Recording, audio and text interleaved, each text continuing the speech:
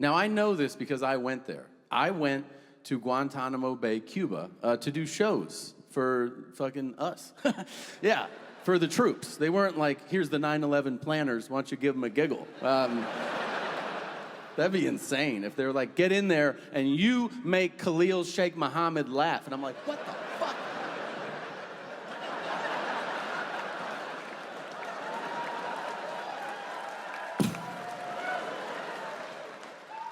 And he's like, ha ha ha, he's a funny guy.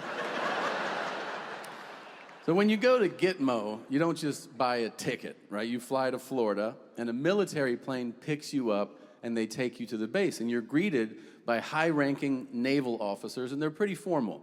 They go, thank you for coming. We're all excited for your show. We're going to put you in the special housing unit. Let us know if you need anything. And you go, thanks very much. And then they pass you off to some Marines who are a little different. And then first thing these guys said to me, they go, you want to see some shit? I go, yeah, fuck yeah, of course, yes.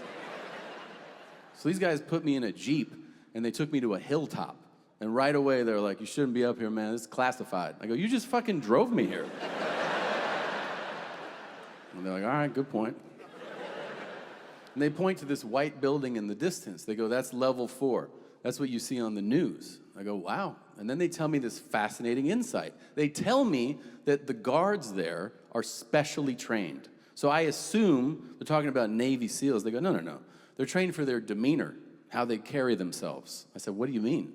They said, well, the prisoners often protest their imprisonment by throwing their feces and their urine in the guards' faces.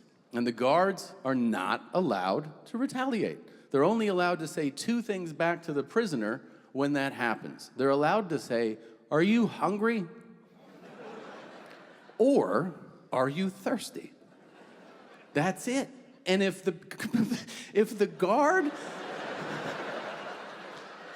it's funny when you think about it. If the guard does retaliate, the guard can be court-martialed, meaning you can go to prison for retaliating against someone who threw shit and piss in your face. This is what it's like to be the father of a 6-year-old boy. My son, yeah, that's called an A1 setup. That's why I'm a big-time comedian. Sure.